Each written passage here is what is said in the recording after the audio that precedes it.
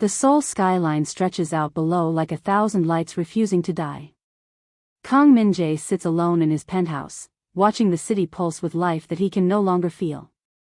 He's 58 years old, and his body is a lie. From the outside, he's untouchable.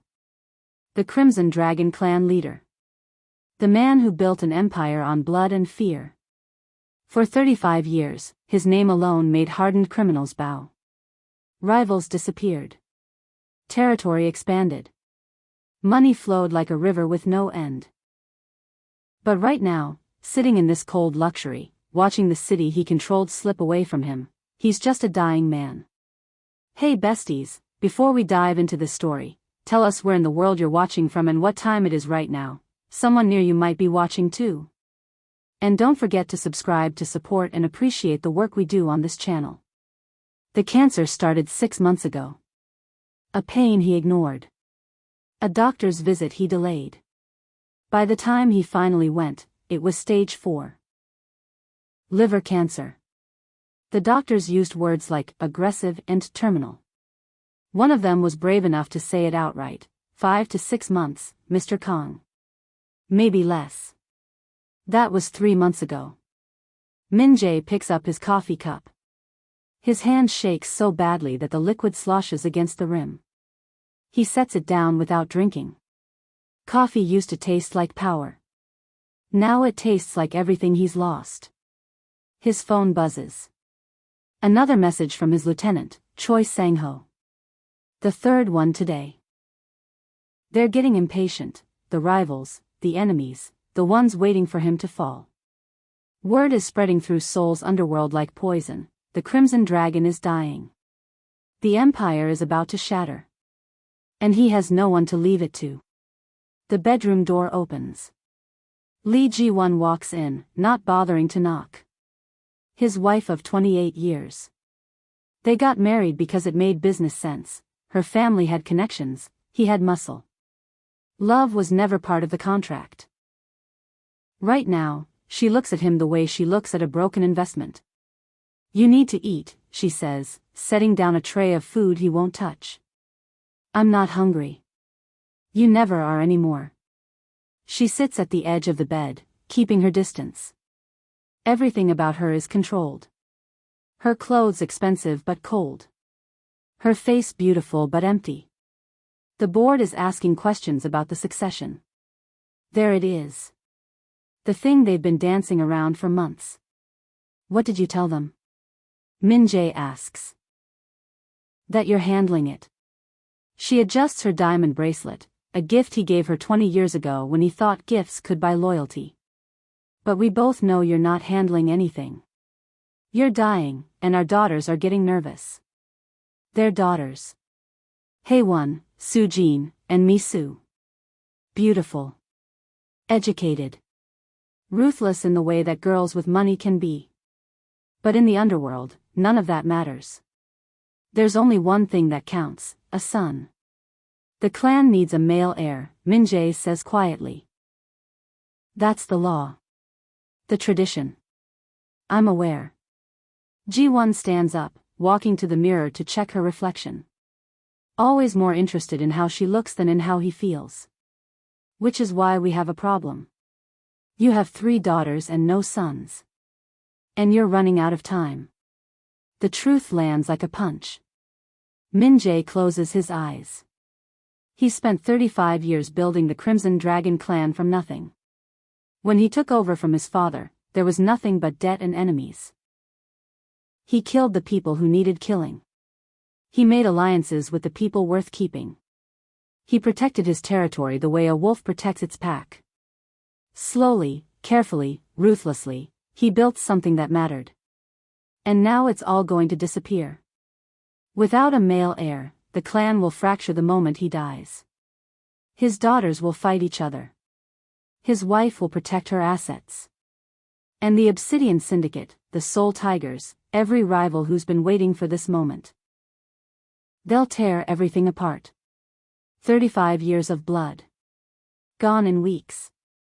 That evening, Choi Sang-ho comes to the penthouse.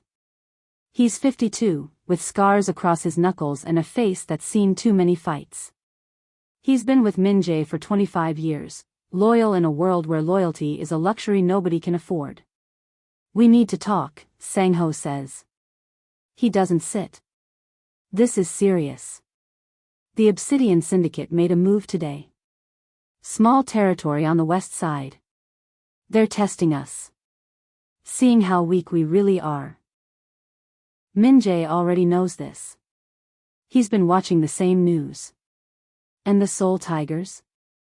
Getting bolder. They're recruiting our lower-level guys. Offering them more money, more protection. They know you don't have long. The words land cold. Min Jae's hands clench. Even in sickness, the old anger is still there, the instinct to fight, to crush anyone who challenges him. But his body won't obey anymore.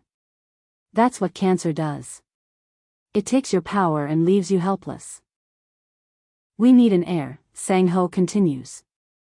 A son. Someone the clan will rally around. Someone the rivals will respect. Otherwise, boss, otherwise this is over. Everything you built, it dies with you. Min Jae looks at his loyal friend. Sang-ho has killed for him. Bled for him. Sacrificed everything for this clan. And Sang-ho is right. There's another problem, Sang-ho says quietly. The girls. Haewon's been talking to Nam Teo. That ambitious piece of trash who's always sniffing around. They've been meeting in private. I don't know what they're planning yet, but it's not good. Nam Teo. The boyfriend who wants to be more. The man who sees the clan as a prize to steal rather than something to protect. Min Jae's jaw tightens. Watch them, he says. Watch all of them. That night, Min Jae can't sleep. He sits in his study, looking at old photographs. Pictures of himself when he was younger, stronger, full of the kind of power that made men fear him. Pictures of his daughters as children, before they learned that love is just another transaction. He picks up his phone and scrolls through messages from his accountant. The clan's financial situation is solid, billions in legitimate businesses, millions hidden in accounts around the world. But money doesn't matter if there's no one to inherit it. No one to carry his name forward. That's when the thought comes to him. Dangerous. Insane. But in the silence of his dying hours, it feels like the only solution. He needs a son. But not the way normal men have sons. He doesn't have time for that. He doesn't have a wife he can sleep with. Ji-won hasn't touched him willingly in 15 years. He has maybe 5 months left to find a woman, seduce her, get her pregnant, and secure the inheritance before his body gives up completely. Unless he doesn't wait for love. Unless he doesn't wait for a willing woman. Unless he finds someone desperate enough to carry his child for money. Someone with no connections. Someone who can't claim rights to the child. Someone disposable. Someone he can control. Min Jae picks up the phone and calls his wife. I need you to find me a caregiver, he says when she answers. Someone who can help with my care. A nurse or a maid. Someone young. Someone foreign would be better. Someone with no family here, no protection, no one who would ask questions if something happened to her. There's a pause. Then Ji-won understands exactly what he's asking for. You're serious, she says. I've never been more serious in my life. Another pause. Then, I'll find someone. It shouldn't be difficult. There are thousands of desperate women in this city who would do anything for money. Min Jae hangs up the phone. His hands are shaking again. Not from sickness this time, but from something else. Something darker. What he's about to do is cruel. It's selfish. It's wrong in every way that matters. But it's the only way he knows to leave something behind besides scars and corpses. The only way to cheat death, even if it costs someone everything. Min Jae returns to the window. Seoul glitters below him, beautiful and indifferent. Millions of people down there have no idea that the Crimson Dragon is dying.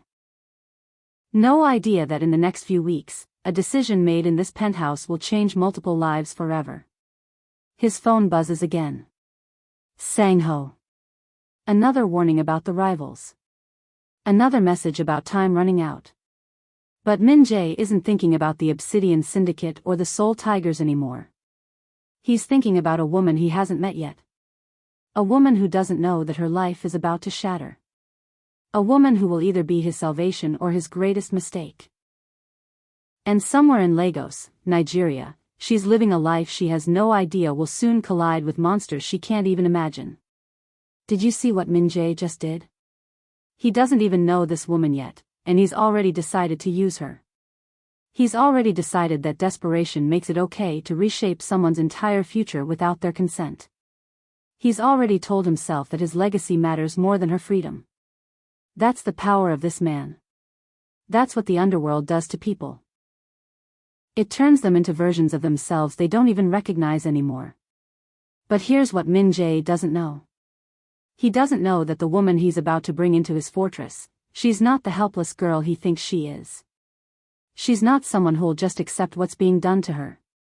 She's someone who'll change everything. If you want to know who she is. If you want to know what happens when a dying crime boss meets a woman with nothing left to lose and everything to prove. If you want to watch this story unfold, a story about a man trying to buy legacy with blood money, and a woman who's about to teach him that some things can't be bought. Subscribe right now. Because what comes next, you're not going to want to miss the moment these two worlds collide. Because everything changes when Zainab walks through that door. Everything. Turn on notifications so you don't miss it. The gold earrings catch the light one last time before Zainab hands them over to the pawn shop owner. She's had them for 4 years. Her mother gave them to her the day she left Lagos. You're going to Seoul to build a better life, her mother said, pressing them into her palm. These are for when you're scared. When you need to remember who you are. Today, she needs the money more than she needs to remember. The pawn shop owner barely glances at them. He's seen 1,000 desperate people come through that door. To him, Zainab is just another one. He counts out some bills, not much, not nearly enough, but it's money. Real one. Real survival for another week. It's 2 a.m. when Zainab gets back to her room in Taewon. Taewon is the part of Seoul they don't show you in travel videos. It's where the migrant workers live. The people who came chasing dreams and got trapped instead. The walls are thin. The air smells like cooking oil and desperation. Her room is so small that if she stretches her arms out, she can almost touch both walls. The rent is 800,000 won a month. She makes 600,000 on a good month. Do the math. She's been in Seoul for 2 years. 2 years of waking up believing today would be different.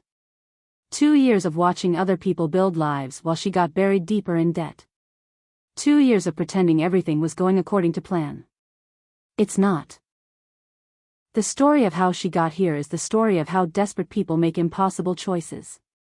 2 years ago, her mother called from Lagos. Crying.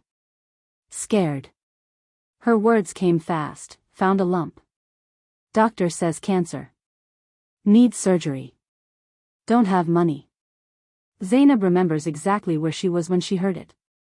In a restaurant where she was working illegally, washing dishes for half the legal minimum wage. Her hands in soapy water. Her future in that phone call. Her mother is everything. Her father died when Zainab was 15. Since then, it's been just the two of them against the world. Her mother worked herself sick to keep Zainab in school. To give her opportunities. To send her to Seoul with enough money for 3 months and a dream bigger than a person's allowed to have. So when her mother needed surgery, Zainab didn't hesitate. She borrowed money. Not from a bank. Banks don't lend to people like her. No visa, no permanent job, no credit. She went to the only people who would help. The loan sharks. They called themselves a community lending service. The man's name was Park Kyung-soo. He had gentle eyes and a gentle voice, and he made it sound simple. 12 million won. You pay it back slowly. Interest is fair. Very fair. The interest was 35% compounding monthly. She was too desperate to do the math. Too scared to care. The surgery happened. Her mother survived. But now Zainab owes 15 million won to people who have visited her 3 times in the past month. The last time, they didn't ask for money. They just sat in her tiny room and talked about Lagos. About her family. About what would happen if something bad occurred to her younger brothers while they were walking home from school. That was 2 weeks ago. She's been terrified ever since. Zainab sits on her bed, scrolling through her phone. She's in a Nigerian community group chat. People from Lagos and Abuja who came to Korea looking for better lives. Most of them are struggling just like her. But today, there's a message that makes her stop. Caregiver needed for elderly Korean man. No experience required. Room and board provided. 4 million won per month. She reads it 3 times. 4 million won. That's not a job. That's a lifeline. She can pay the loan shark 6 million won immediately. That's more than half of what she owes. The rest, she can figure out the rest. Her mother can go back for another checkup. Her brothers can finally have proper uniforms for school. She can sleep without hearing footsteps in the hallway. She replies before she can change her mind. I'm interested. Tell me more. The compound in Hanam-dong looks like a fortress. High walls. Security cameras at every corner. Guards in dark suits standing at the gate. Zainab's heart is already racing as she takes the bus there, wearing the only nice clothes she owns. A black dress she's had since Lagos, now too loose on her thin frame. When she arrives, a woman is waiting at the gate. Lee Ji-won. Everything about her screams money. Designer clothes. Perfect makeup. A coldness that has nothing to do with the weather. She looks at Zainab the way someone looks at a piece of furniture they're considering buying, evaluating, calculating, deciding if the cost is worth it. You're the Nigerian girl, Ji-won says. Not a question. Yes, Ma. My name is Zainab. You speak Korean. A little. I'm still learning. Ji-won walks, and Zainab follows. They enter the compound, passing through more cameras, more security. Zainab's mind is racing. What is this place? It's not just a house. It's a stronghold. The job is simple, Ji-won explains, her voice perfectly controlled. My husband is very sick. Dying, actually. He needs care. You will cook for him. You will help him bathe. You will give him his medication on schedule. You will keep him comfortable. Do you have a problem with that? Zainab's stomach twists. A dying man. How long will this job last? But she pushes the thought away. No, Ma. I can do it. Ji-won stops walking. She turns to face Zainab directly. Her eyes are empty, like someone's carved out everything inside her. If anything happens to him while you're alone with him, Ji-won says quietly, if he falls. If he chokes. If his condition worsens suddenly. You will be held responsible. Do you understand? It's not a threat disguised as words. It's a direct threat, spoken with the kind of certainty that only comes from someone who has made threats before. Zainab nods. Her mouth is dry. Yes, Ma. I understand. Good. You start tomorrow. Ji-won snaps her fingers, and a massive man appears from the shadows. Choi Sang-ho. He's built like a wall, with scars across his knuckles and a face that's seen too many fights. Show her to her room, Ji-won says, and then she walks away without looking back. Sang-ho doesn't speak much. He just walks, and Zainab follows through corridors that seem to go on forever. Past rooms she's not allowed to enter. Past guards who nod at him but don't look at her. When they reach her room, she understands immediately. This isn't a caregiver's room. This is a maid's room. Small. Sparse. The bed is narrow. There's a tiny window that looks out onto the compound's inner courtyard. Stay out of trouble, Sang-ho says in rough English. Do your job. Don't ask questions. You'll be fine. Then he leaves. And Zainab sits on the narrow bed, her hands shaking. What has she just done? This isn't a normal family. This isn't a normal house. The security, the guards, the way that woman looked at her, like she was disposable. Like if she died tomorrow, it would just be paperwork. But she can't leave. Not when 4,000,001 is waiting. Not when her family is counting on her. She lies back on the bed and stares at the ceiling. Tomorrow, she meets the dying man.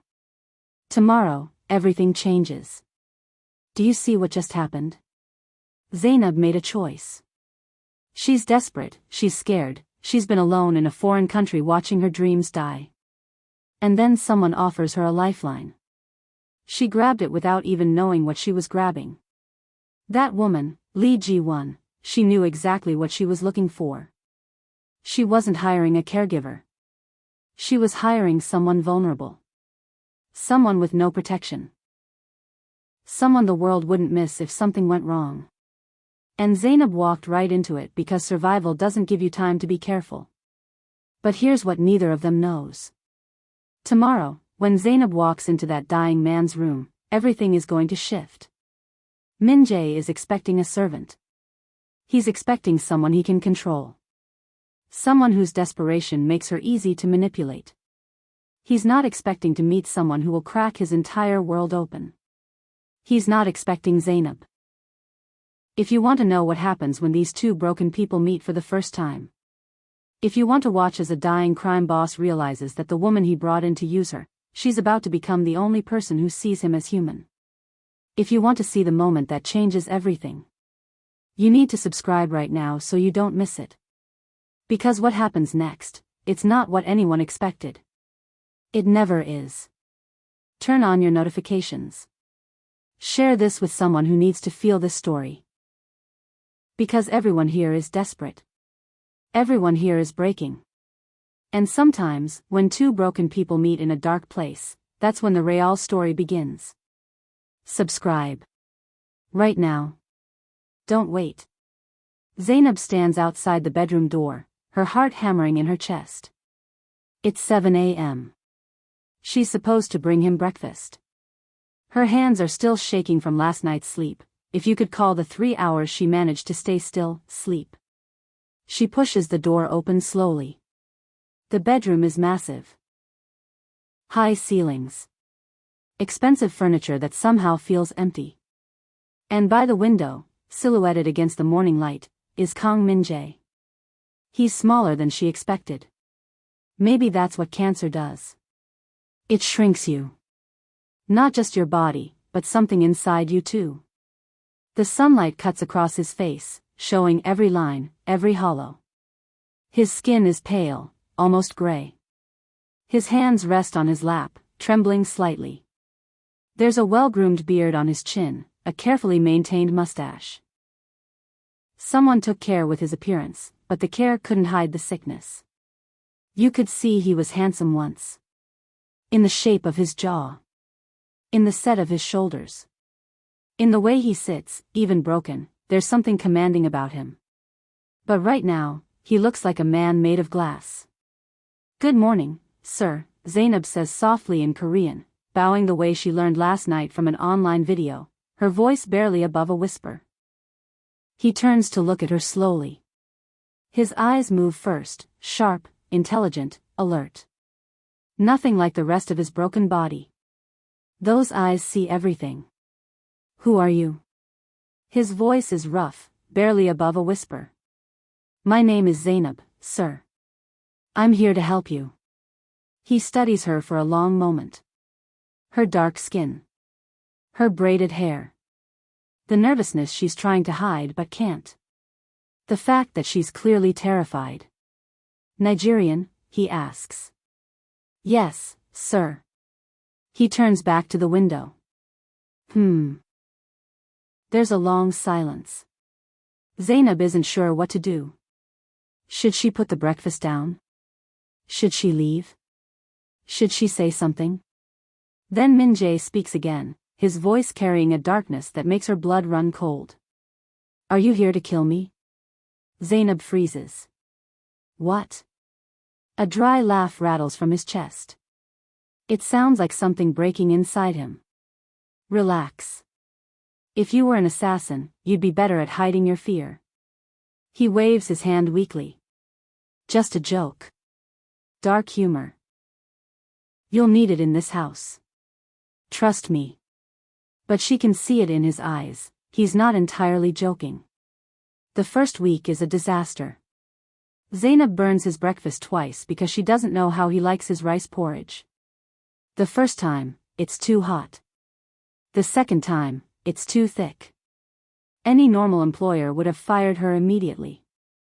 Instead, Min Jae just says, try again. Less heat this time. She gives him his pain medication an hour late because she can't read the Korean labels properly. She's terrified. What if the medication is important? What if she's made him sicker? She cries and apologizes, and Min Jae tells her, write everything down. Everything. Every medication, every time, every dosage. Check it obsessively. That way, you'll never make the mistake again. So she does. She creates a detailed notebook. She writes in it like it's a Bible. Every dose. Every time. Every detail.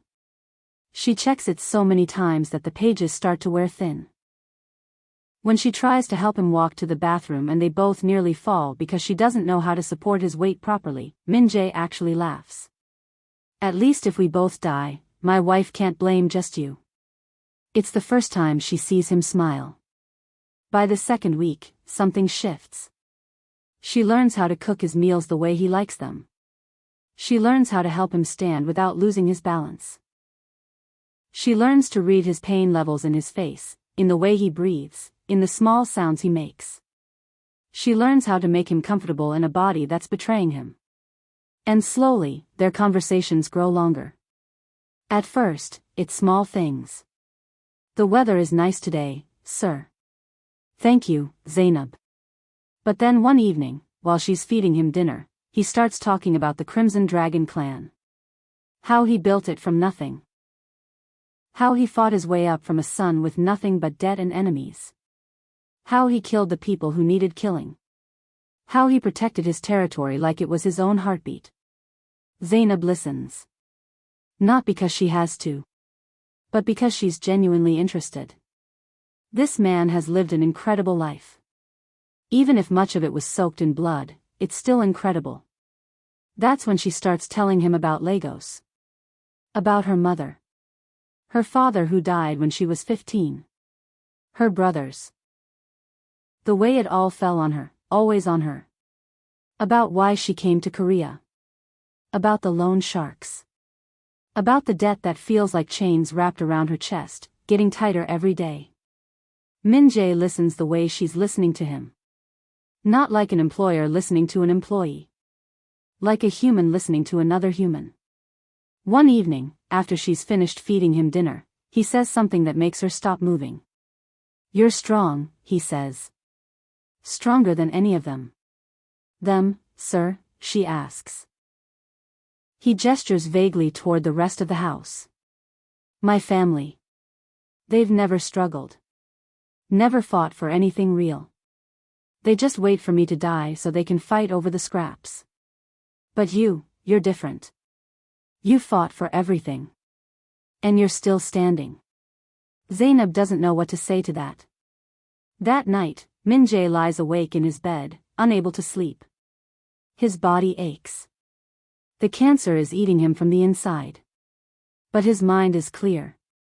Clearer than it's been in months. He spent 35 years surrounded by people. Soldiers. Enemies. Family. But all of them wanted something from him. His protection. his money, his power, his fear. Until Zainab. She doesn't want anything from him. She's not calculating. She's not plotting. She treats him like he's a person, not a powerful crime boss. Like his life matters. Like he matters. That's when the thought crystallizes in his mind. This girl. This young Nigerian woman who came to his house desperate and broke. This girl could be the answer. Not just any woman. Her. She's the one. And everything is about to change. This moment right here, this is where it all becomes real. Min Jae isn't thinking about the Crimson Dragon clan anymore. He's not thinking about rivals or legacy or empire. He's thinking about Zainab. And for the first time, he sees a way out of his dying. But here's the thing about desperate people finding hope, sometimes that hope comes at someone else's cost. Min Jae is about to ask Zainab for something that will change her life forever. Something she can't undo. Something that will tie her to him in a way that goes deeper than any job, any money, any contract ever could. He's going to ask her to give him something precious. Her future. And the heartbreaking part? She's going to say yes. Not because she wants to. But because she's desperate too. Because she has a mother with cancer. Because she has brothers who need school fees. Because the loan sharks are circling. Because sometimes survival means doing things that break you. Watch what happens when a dying man realizes he found his salvation in the last place he expected to find her. You have to see what he asks her. You have to watch her reaction. Because the moment Min Jae speaks those words, everything that came before becomes a prelude to the real story. Subscribe. Turn on notifications. What comes next is where everything explodes. It's where a desperate man and a desperate woman make a deal that will haunt them both for the rest of their lives. This is the moment. This is where it starts. Don't look away. It takes exactly 3 days for Zainab to become invisible. Not to Min Jae. To everyone else. The daughters arrive on a Friday afternoon. Park Hae-won, 28, enters the compound like she owns it. Designer bags. Designer clothes. The kind of beauty that comes from having everything handed to you since birth. She doesn't look at Zainab when she walks past. Doesn't acknowledge her existence. Then she snaps her fingers. Close that curtain. It's too bright. Zainab moves immediately to close the curtain. No, please. No, thank you. Just a command, like you'd give to a dog. Bring me water. Cold water. Not the warm stuff from the kitchen. Again, Zainab obeys. Again, no gratitude. Just expectations and contempt. By evening, Soo-jin and Mi-soo have arrived too. Soo-jin, 25, spends 4 hours on her phone scrolling through online shopping. Mi-soo, 19, films herself for social media in the living room, posing by the expensive art on the walls. And that's when Zainab hears them talking. I'm buying a penthouse in Gangnam, Soo-jin says casually, showing Mi-soo her phone. This one. After Dad dies, the money will be ours. We can buy whatever we want. Mi-soo scrolls through the images. I want to travel. Europe. I don't care about the clan. I just want to travel and live my best life. Same, Soo-jin says, laughing. Once the old man is finally gone, we're free. They're not whispering. They're not ashamed. They're talking about their father's death like they're discussing weekend plans.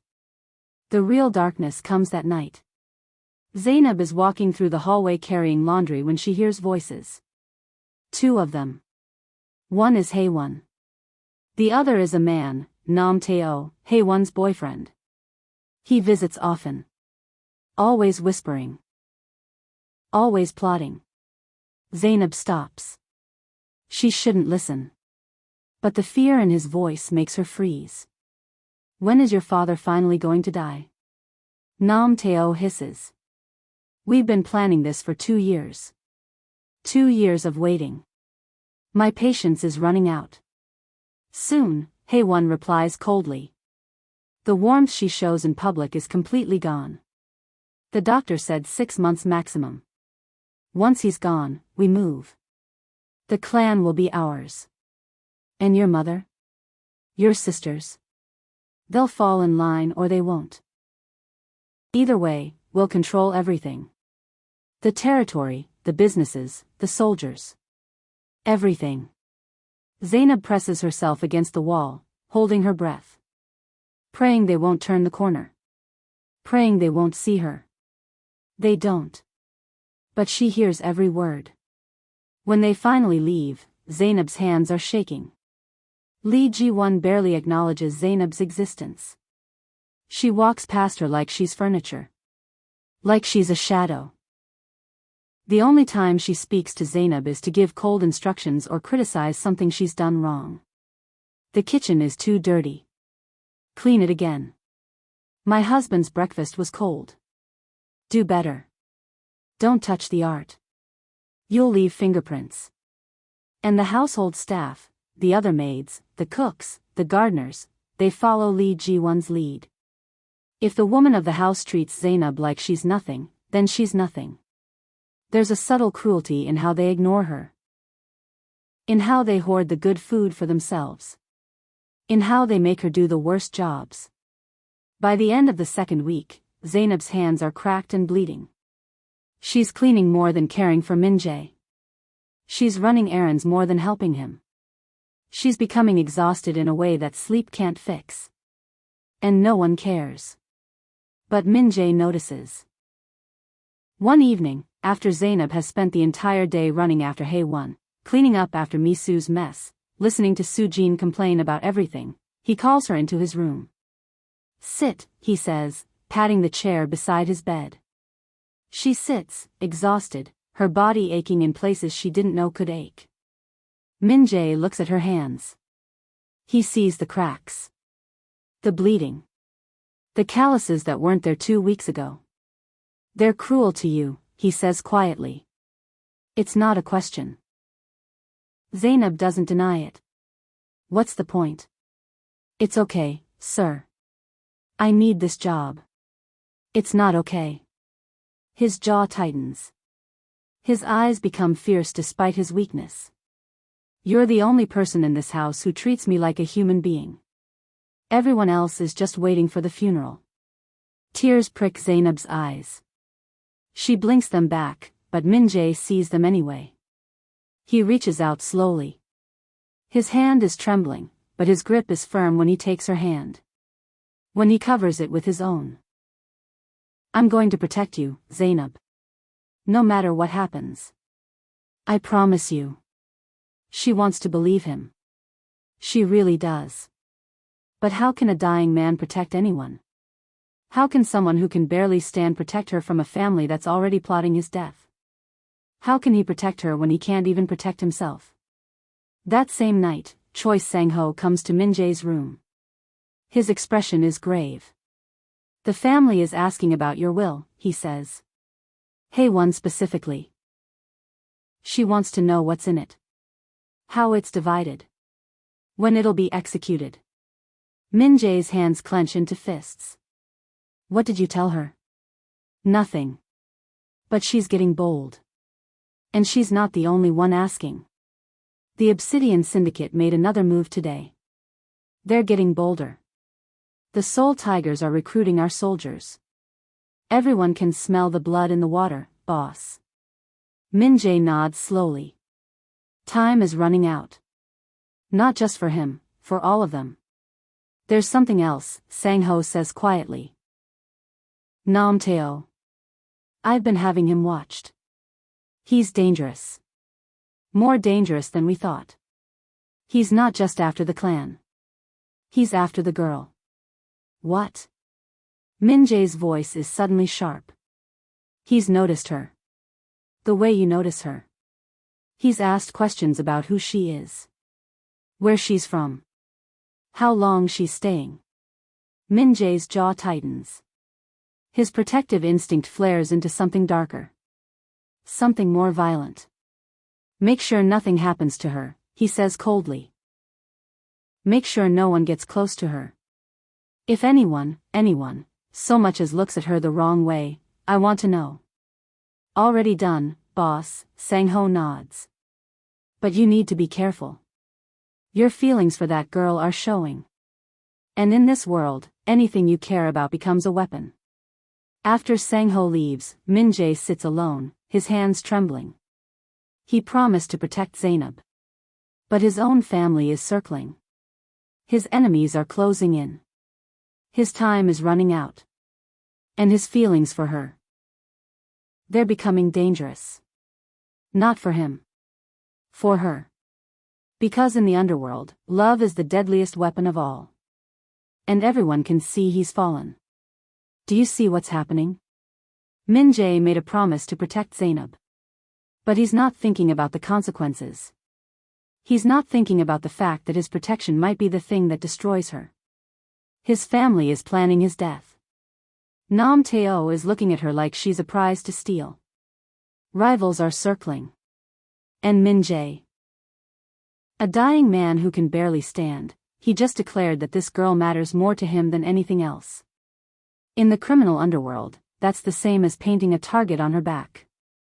Because everyone saw that moment. Everyone in this house knows that Zainab has become precious to him.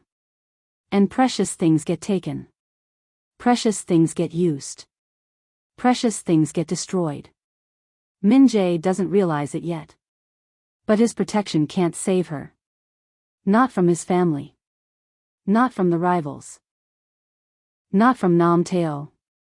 The only thing that can save her is a choice. A choice he's about to ask her to make. A choice that will demand everything from her. And when he asks, she's going to have to decide, is the money worth it? Is any amount of one worth selling a piece of your soul? You need to see what he asks her. Because this is the moment. This is where the entire story pivots. This is where Zainab stops being a caregiver and becomes something else entirely. Something dangerous. Something that will change both of their lives forever. Subscribe right now. Turn on your notifications. Because what Min-jae is about to propose, it's going to shock you. It's going to make you question everything you believe about desperation, morality, and what we're willing to do to survive. The proposition is coming. And it's going to break your heart. Zainab's body has become a clock. 5 a.m., alarm goes off. 5:15, she's in Min-jae's kitchen preparing breakfast. 6 a.m. helping him bathe and dress. 7 a.m., medications. Then the entire day of care. Small moments. Conversations. Cleaning. Cooking. Being useful. Midnight, finally sleep, though sleep barely comes anymore. Her hands are permanently cracked now. The cuts have scars. Her back aches from bending over a dying man day after day. Her eyes are tired in a way that has nothing to do with sleep. But she's sending money home. Her mother's cancer treatment is progressing. The doctors in Lagos are optimistic now. Actually optimistic. Not, we're trying our best, but we think she's going to be okay. Zainab sends money for each treatment, each medication, each consultation. It comes from her account like water flowing downhill, necessary and unstoppable. Her brothers are back in school. Real school, not the streets. They have uniforms. They have textbooks. They have a future that doesn't involve crime. And the loan sharks, she's paid them 8 million won. That leaves 7 million. Manageable. Survivable. For the first time since she arrived in Seoul, Zainab can breathe. But something has changed with Min-jae. It's subtle at first. A look. The way his eyes follow her when she enters the room. Not the look of an employer watching his employee. Something deeper. Something that makes her stomach tighten in ways she doesn't want to examine. He starts asking personal questions. Do you have a boyfriend back in Nigeria? No, sir. Why not? A beautiful girl like you. She doesn't know how to answer that. I don't have time for boyfriends. I have family to take care of. What do you want from life, Zainab? Really? Not the survival answer. What do you actually want? She thinks about it. Really thinks. I want to finish university. I want to help my family build something. Maybe open a business someday. Have stability. Have choices. Are you happy here? The question makes her pause. Is she happy? She doesn't even know what that word means anymore. I'm surviving, sir. That's more than I had before. He nods like she's given him the most important answer in the world. One evening, after she's given him his medication, he holds her hand longer than necessary. His grip is weak, but his intention is strong. Zainab, I need to tell you something. Her heart drops. She can feel it in her chest. Something is coming. Something important. I'm running out of time, he says quietly. The cancer is spreading faster than expected. The doctors gave me maybe 3 months. If I'm lucky. The room goes silent except for the sound of her heartbeat. 3 months. She's grown to care about this man. This dying crime boss who's been kinder to her than anyone else in this country. This man who made her feel human when the world treated her like nothing. And he's going to be gone. I'm so sorry, sir, she whispers. He grips her hand tighter. Listen to me. I don't want your pity. I want your help. I need a son. The words land between them like something heavy. Zainab stares at him. Sir, I don't understand. Yes, you do. His voice is quiet but firm. I need you to carry my child. I need an heir to inherit the Crimson Dragon clan. I've thought about this for weeks. You're the only person I trust. Zainab stands up. Her mind is spinning. The room is tilting. You can't be serious. I'm completely serious. I need a male heir.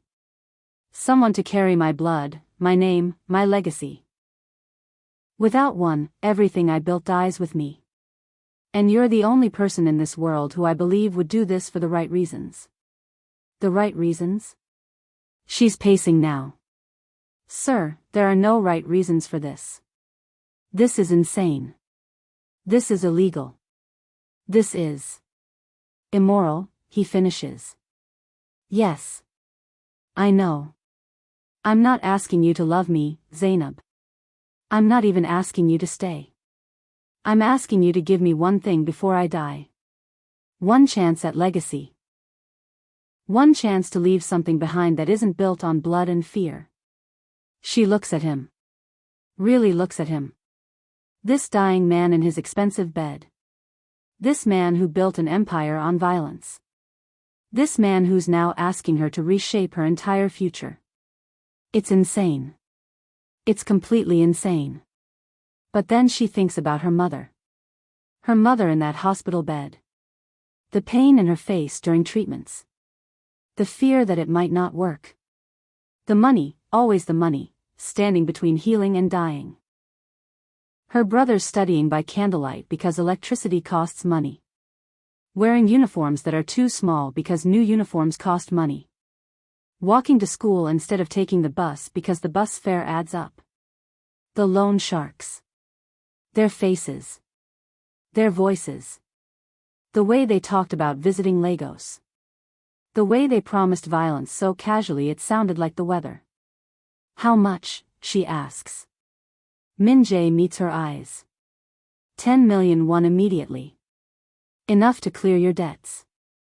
Enough to free you. And when the child is born, another 50 million won held in trust. You'll have protection. My men will make sure nothing ever happens to you or your family.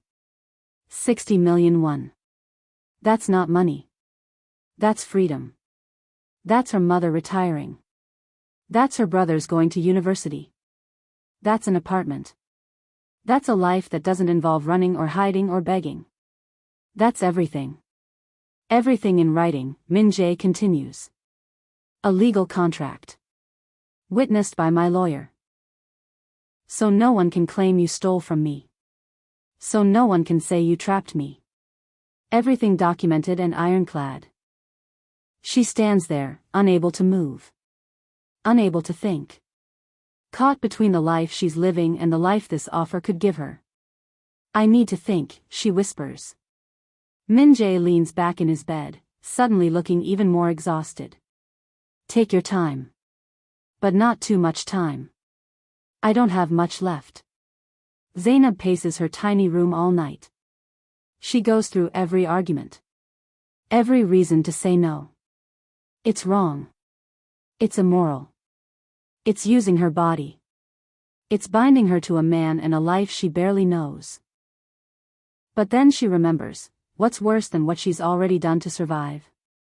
She's worked illegal jobs. She's lied about her visa status. She's borrowed from criminals. She's sold her mother's earrings. She's begged. She's cried. She's compromised herself in 1,000 tiny ways just to keep living. Is this actually worse? Or is it just more honest? She thinks about her mother's face. Her brother's hopes. The loan shark's threats. She thinks about Min Jae. The kindness in his eyes. The way he sees her. The way he's the only person in this house who treated her like she mattered. And somewhere around 4 a.m., as dawn is starting to break over Seoul, Zainab stops pacing. She knows what she's going to do. She knows what she's going to become. And she's terrified. This moment right here. This is the moment that changes everything. Min Jae asked her for something impossible. Something that breaks every rule. Something that makes her complicit in his plan, his legacy, his redemption. And Zainab, this young woman who's already sold so much of herself just to survive, she's standing at a crossroads. Does she say no and watch him die? Does she watch her mother suffer? Does she let the loan sharks keep circling? Or does she say yes and become something else entirely? This isn't about romance. This isn't about love.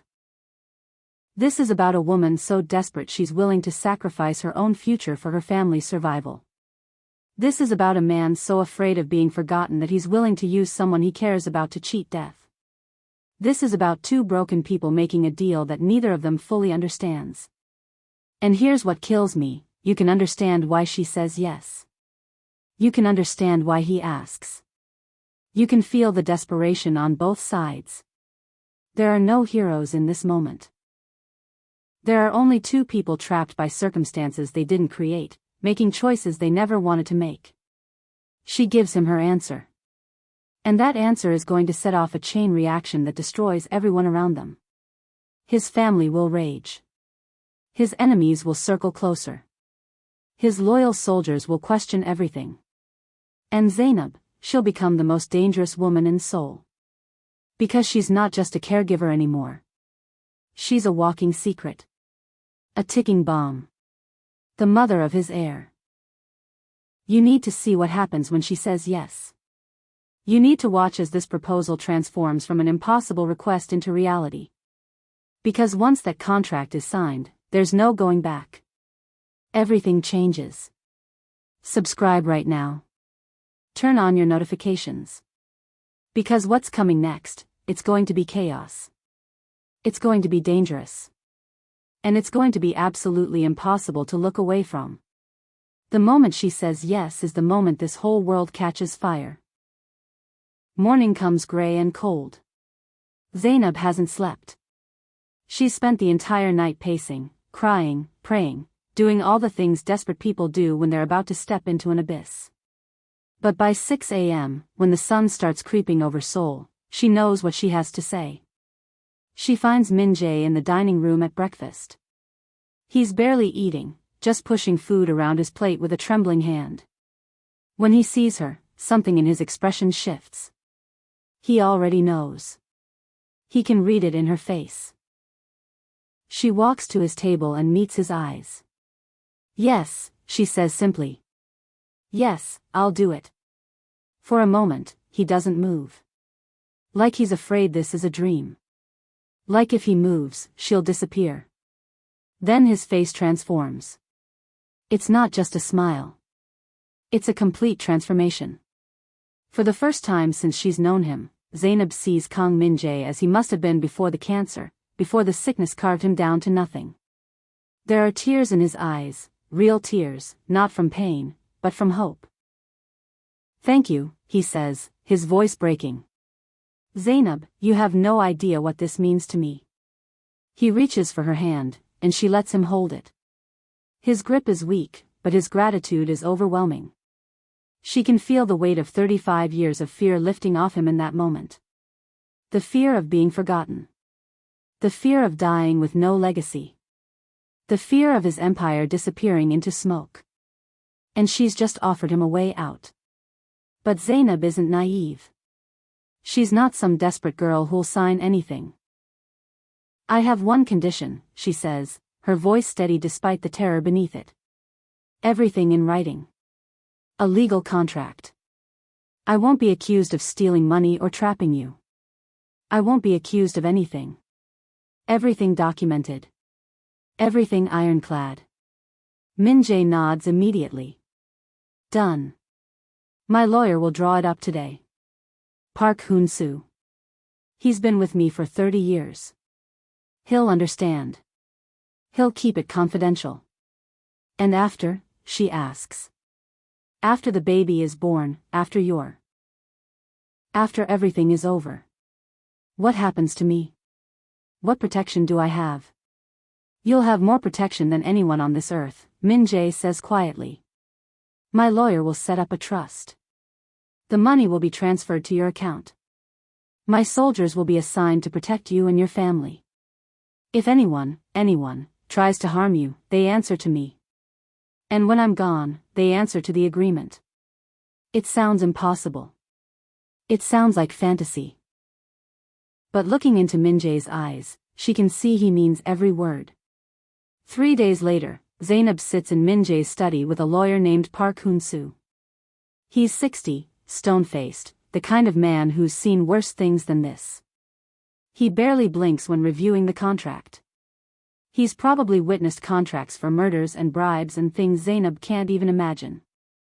A woman carrying a crime boss's child is nothing to him. "This agreement," Park Hoon-soo says in his gravelly voice, "will protect you completely. The 10 million won is yours immediately. No conditions. The 50 million won is held in trust with specific instructions. When the child is born, it transfers to your account. If anything happens to Mr. Kang, the trust passes to you as the child's guardian."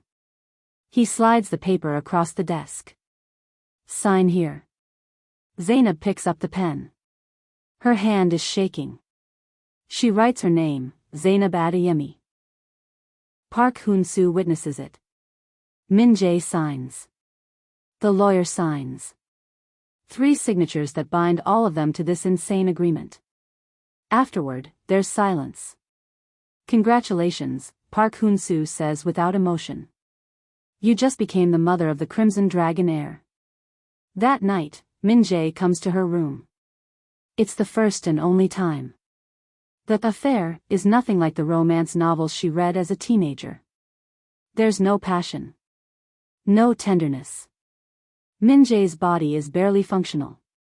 His hands shake. His breathing is labored. Zainab has to be careful. One wrong move and she could hurt him. But somehow, impossibly, it works. Afterward, they lie in silence. Not cuddling. Not talking. Just 2 people who've completed a transaction that neither will ever forget. "Are you okay?" Min-jae asks quietly. "I don't know," she answers honestly. He nods like that's the most truthful thing anyone's ever said to him. The next morning, 10 million won appears in Zainab's account. She stares at the number on her phone, unable to believe it's real. She transfers money to her mother immediately. Enough for the final treatment. Enough for aftercare. Enough for peace of mind. Her mother messages her, "What happened? Where did this money come from?" I got a better job, Mom, Zainab types back. Don't worry. Take care of yourself. She sends money to her brother's school. Enough for uniforms, books, supplies. Real support instead of scraping by. Then she calls the loan sharks and pays them 8 million won. Everything but a small cushion. For the first time in years, she breathes. But the breathing comes with guilt. Because she's betrayed something. Not Min-jae, he wanted this. But something inside herself. Some part of her that was supposed to be pure. Some part that was supposed to make good choices. She looks at the remaining balance in her account. Enough money to change her life. Enough money to change her family's life. Enough money that she can't take it back. Zainab holds the bank statement in her shaking hands. The document is proof. Proof that she's done this. Proof that she's made a deal with a dying man. Proof that she's sold a piece of herself for survival. She could still run. She could take the money and disappear. Go back to Nigeria. Start over. But she won't. Because Min-jae is still dying. And somewhere inside her, beneath the guilt and the fear and the moral confusion, she knows that she's the only person in this house who gives a damn whether he lives or dies. She's just agreed to give him a son. And now there's no going back. Everything is about to change. Everything already has. It's done. The contract is signed. The money is real. Zainab has officially become complicit in Min-jae's plan. And here's the thing about making a deal with a dying man. You don't understand the full consequences until it's too late. Zainab thinks she's made a simple transaction. Money for a child. But she's about to learn that there's nothing simple about being tangled up with a crime boss. There's nothing simple about carrying the heir to the Crimson Dragon clan. There's nothing simple about being the one person in this house who matters to a man whose family is planning his death. Because now that everyone knows, and everyone will know. She's not just a caregiver anymore. She's a target. His family will see her as a threat to their inheritance. Nam Teo will see her as a prize to take. Rival gangs will see her as leverage. She's just painted herself into a corner with no way out. Min-jae promised to protect her. But he's dying. And his protection is about to become the most dangerous thing that could happen to her. His love is going to destroy her. But she doesn't know that yet. Right now, she's holding a bank statement and thinking about her mother. Thinking about her brothers.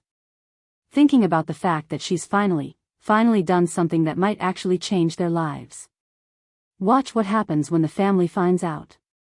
Watch as this carefully hidden secret explodes into the open. Watch as a dying man's desperation turns into a war that will consume everyone around him. Because Zainab is about to learn the hardest lesson of her life. Some deals are too expensive, no matter how much money you're paid. Subscribe now. Turn on notifications.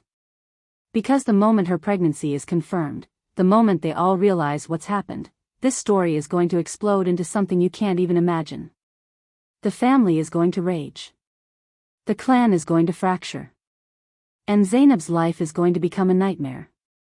Everything you've watched so far has been the calm before the storm. 3 months of waiting.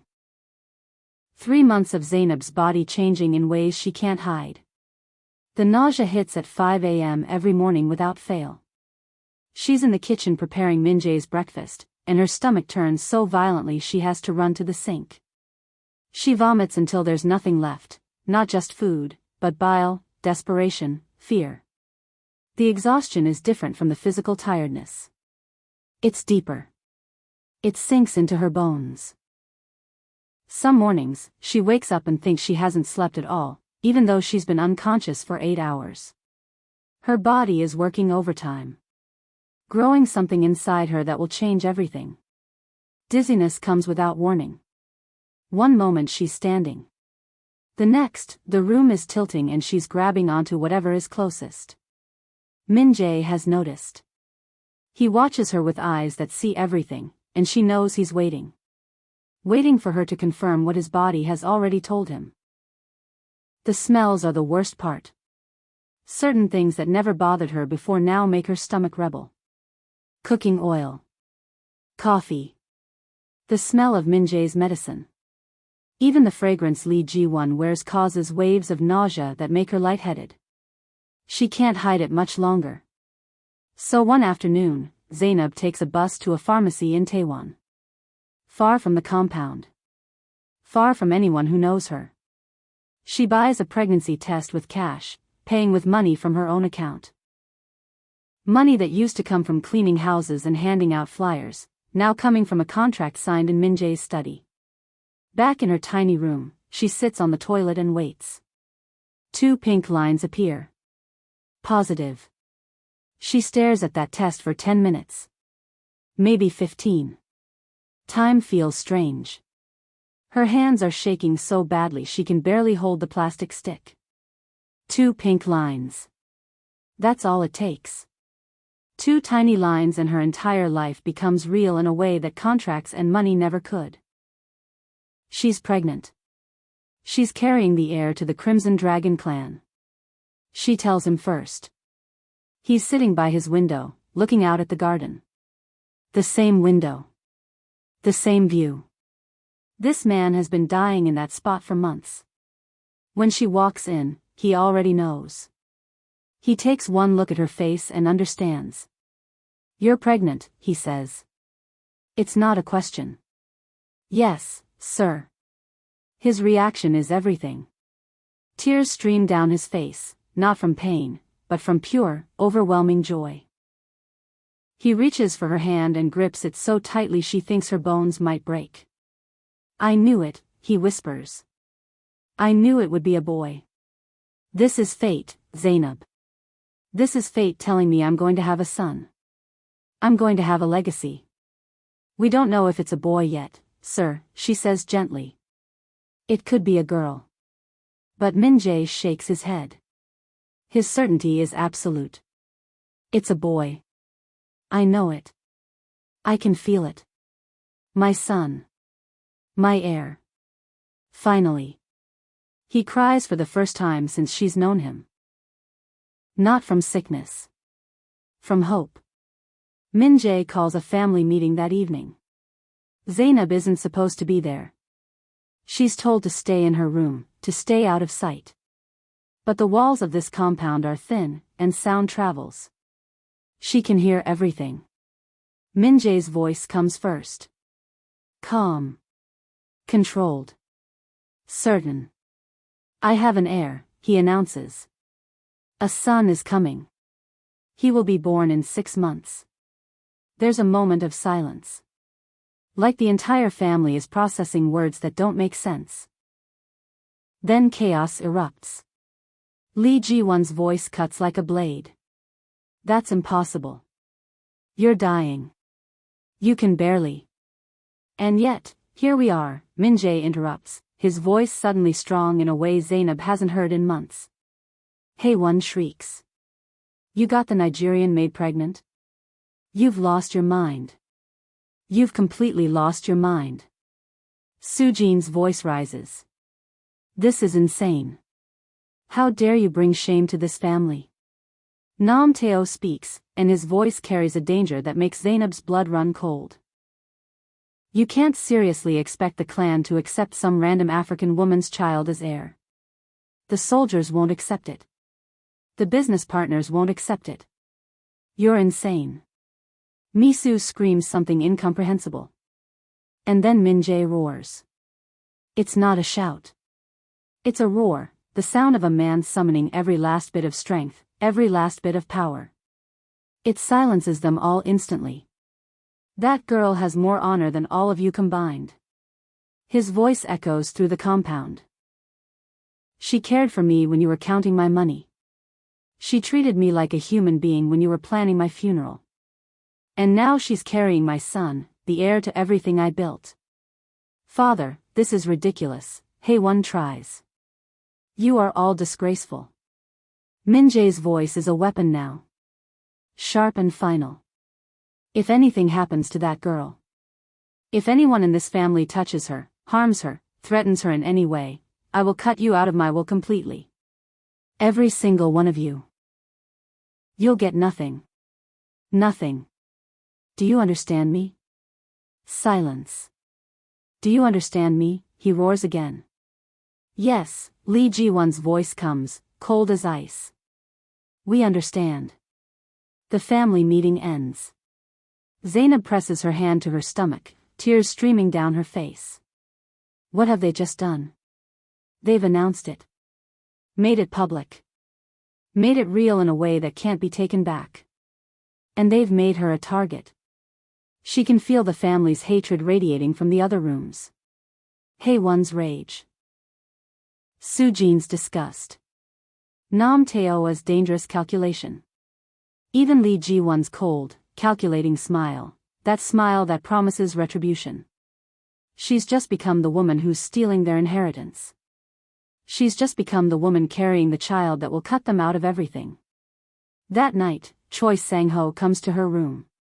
He doesn't knock. Just opens the door and stands there, filling the doorway with his massive frame. Boss's orders, he says in his gravelly voice. You don't go anywhere without me now. It's not safe.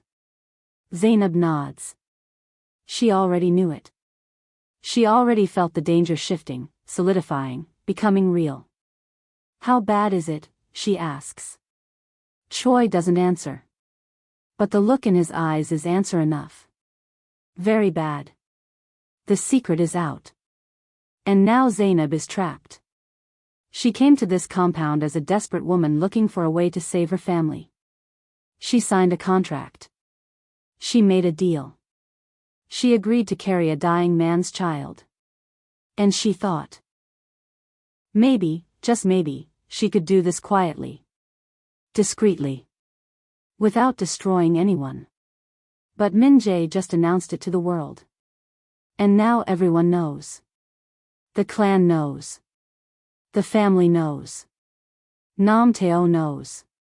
And they're all looking at her with eyes that promise violence. She's not just a caregiver anymore. She's not just a young Nigerian woman trying to survive. She's the mother of the heir.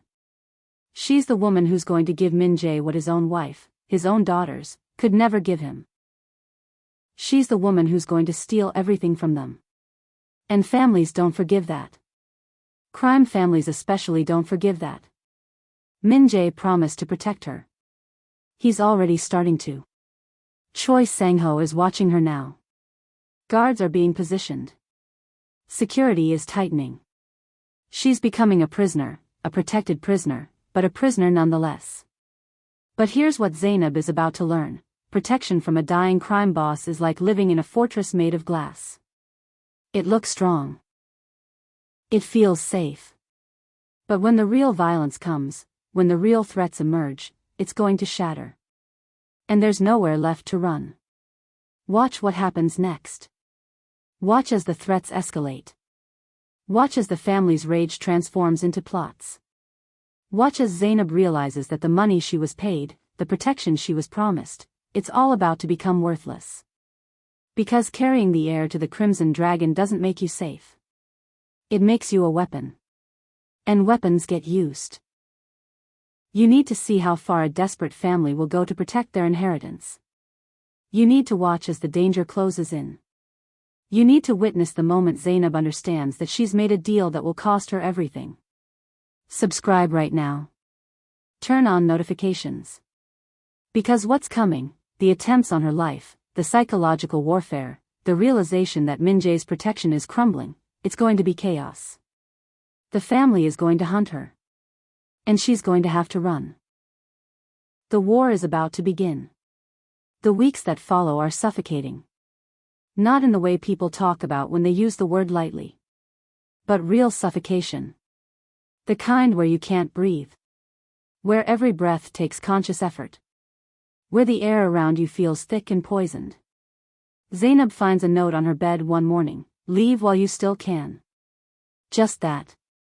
4 words. No signature. No explanation. Just a warning from someone who wants her gone.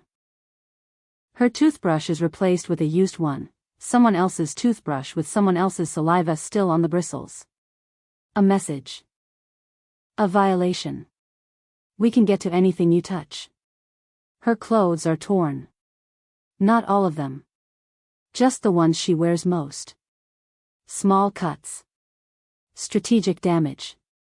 Not enough to make them unwearable, but enough to make her understand they can destroy anything that belongs to her. And then she finds the rat poison. Just a few grains in her tea. Easy to miss if you're not looking. But Zainab is looking. She's always looking now. She pours the tea down the sink and her hands shake for an hour afterward. They're trying to kill her baby. Min-jae becomes a different man. Not kinder. Not more protective in a gentle way. But obsessive. Paranoid.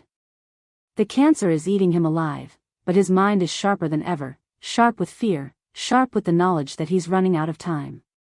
He makes Zainab eat every meal in his room. Every single meal. He watches the food being prepared.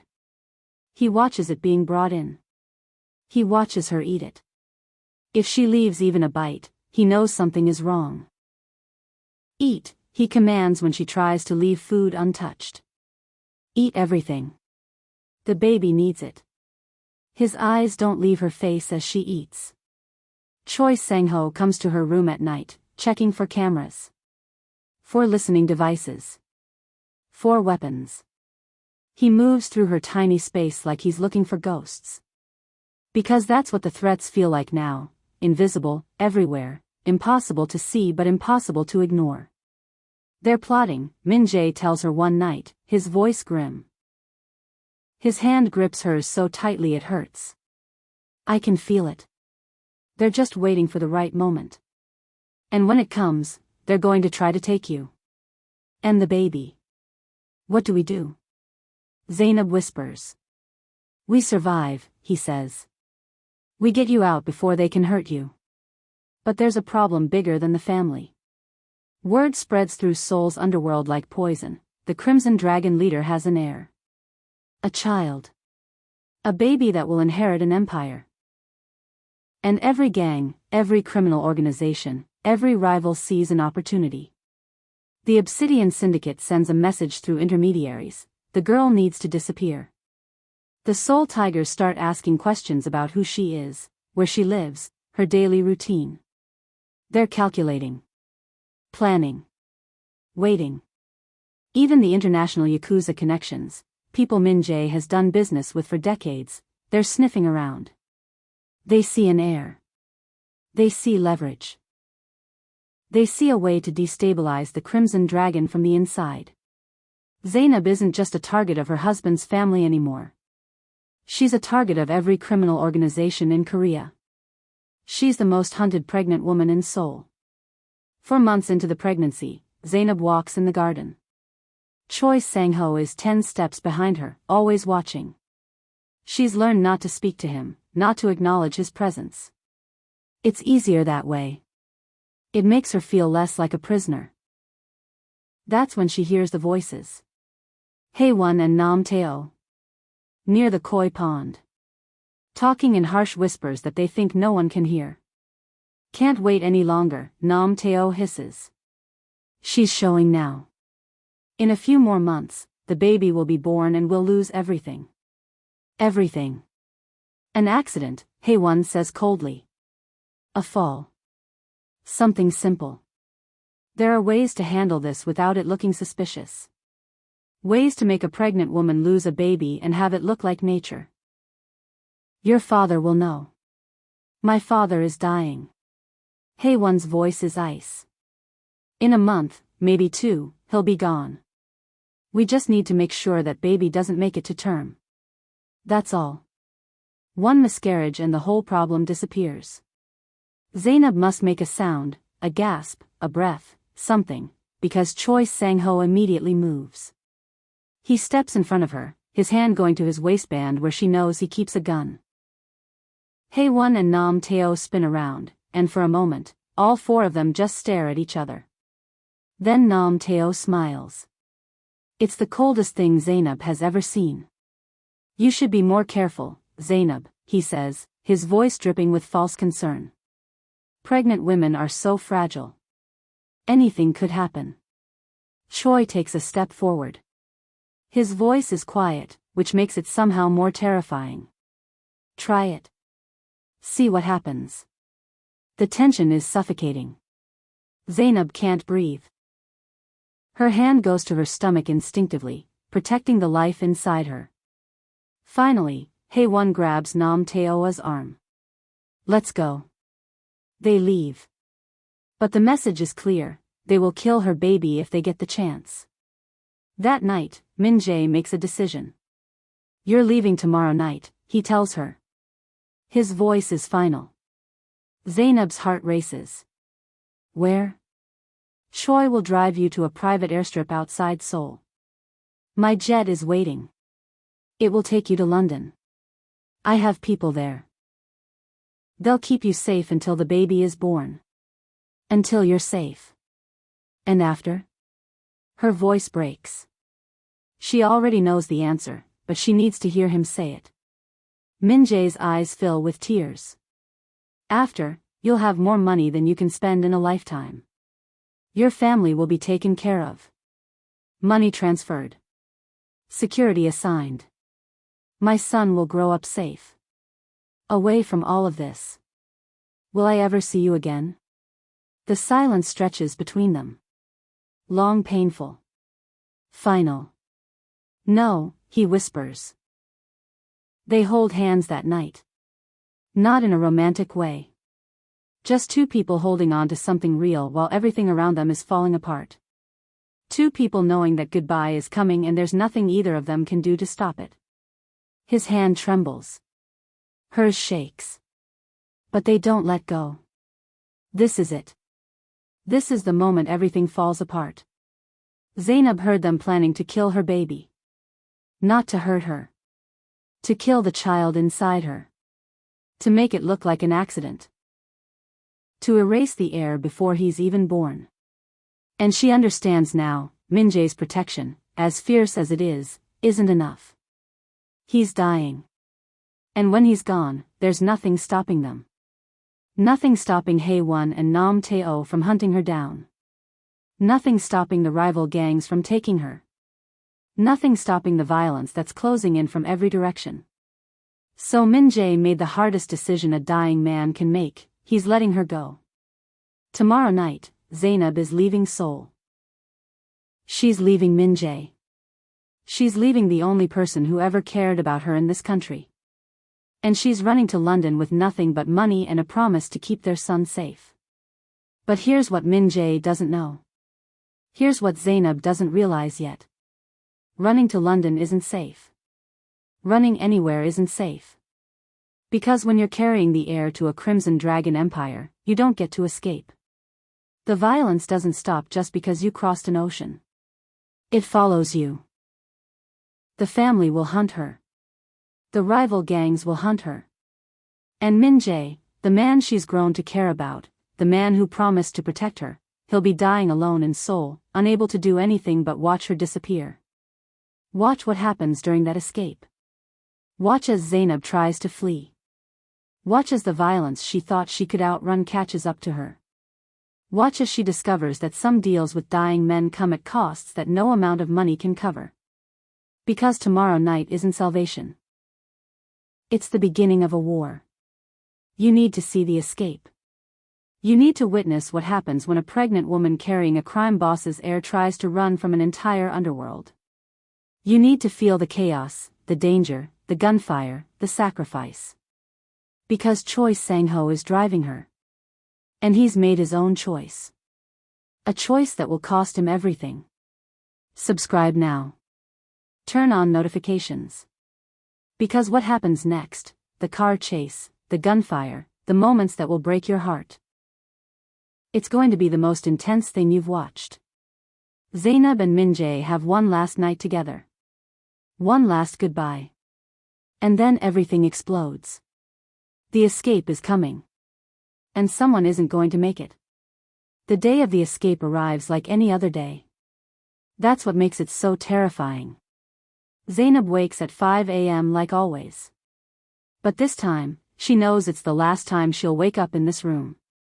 The last time she'll see these walls. The last time she'll be in this compound that's become both her prison and her sanctuary. She packs a small bag. Just essentials. Clothes. Her passport. The hospital records from her pregnancy checkups. Things that prove the baby is real. Things that prove her life here was real. She doesn't pack much. Choi Sang-ho told her not to. Don't take anything that looks like you're running. Just a bag like you're going to the hospital for a checkup. They're expecting that. They'll believe that. At breakfast, Min-jae announces it to the household. His voice is calm. Measured. Like he's reciting something he's rehearsed 1,000 times. Zainab needs to go to the hospital for a checkup, he says to no one in particular. A routine pregnancy examination. She'll be gone for a few hours. No one questions it. Why would they? Pregnant women go to the hospital. It's normal. It's expected. Lee Ji-won barely looks up from her phone. Hae-won is too busy on social media. Nam Tae-oh is whispering something to Hae-won in the corner. They have no idea what's about to happen. By 10 a.m., everything is ready. Choi Sang-ho has arranged a black sedan. Engine running. Waiting at the back gate. He's packed it with things Zainab doesn't even know about.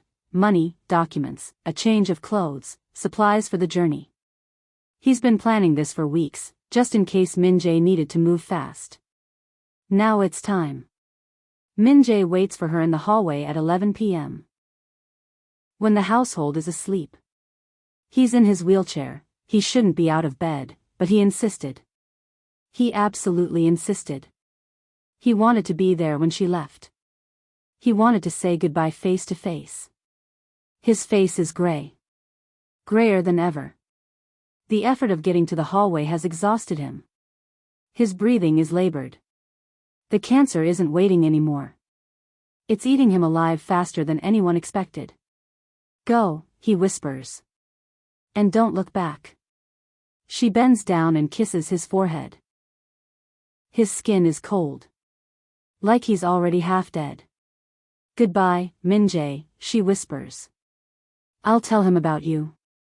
I promise I'll tell him about his father. I know you will, he says. His hand grips hers one last time. Take care of my son. Take care of yourself. Choi Sang-ho appears from the shadows. We need to move now, miss. The window is closing. They make it to the black sedan without incident. The back gate is open. The guards have been paid off, Choi's doing. Money changes everything. They slip through into the night without a single alarm. The car pulls away from the compound silently. Zainab looks back one last time and sees Min-jae in the hallway, silhouetted against the light, watching her disappear. She'll never see him again. The airstrip is 1 hour outside Seoul. 1 hour through empty streets. 1 hour of safety before everything gets dangerous. They drive in silence for the first 20 minutes. The city lights fade behind them as they head toward the outskirts. Zainab's hand rests on her stomach. Her baby is moving. Kicking. Like it knows something is happening. Like it senses the danger. That's when she sees them in the side mirror. Headlights. 2 vehicles. Coming up fast. We have company, Choi says quietly. But his hands tighten on the steering wheel. They're not random. They've been waiting for them. Someone knows about the escape. Someone told them. The loan sharks. A family member? It doesn't matter. They've been caught. The SUVs accelerate, pulling up alongside the sedan. Hold on, Choi says. Everything happens fast after that. The first SUV tries to cut them off. Choi yanks the wheel hard, slamming their car into the side of the SUV. Metal crunches. The SUV loses control, crashing into the guardrail. One down. But the second SUV ramps them from behind. Hard. Zainab's head snaps forward. Pain explodes in her neck. "I'm okay," she gasps. "I'm okay, the baby." "Get down." Choi shouts. Gunfire erupts. The passenger window explodes into a shower of glass. Bullets tear through the car, shattering windshield, punching holes in metal. Zainab screams and covers her stomach with both hands, praying. Praying that the baby survives this. Praying that she survives this. Choi doesn't slow down. He accelerates faster, weaving through traffic, taking sharp turns on empty roads. The SUV matches their speed. Another SUV appears from ahead, trying to box them in. This is a coordinated attack. Professional. Organized. More gunfire. The back windshield explodes. Zainab feels something hot graze her arm. Blood. She's bleeding. "I'm hit," she cries out. "Can you move?" Choi asks, never taking his eyes off the road. She tests her arm. Pain, but it works. "Yes." "Then you're fine. Stay down." She sees it ahead. The runway lights cutting through the darkness. A small airstrip. And there, waiting at the end, a sleek private jet with engines already running. There. Safety is right there. But the SUV is still on them. Still firing. And now she can see more vehicles coming from the other direction. At least 3 more. Blocking the road to the runway. They're trapped. "Hold on," Choi says. And then he does something insane.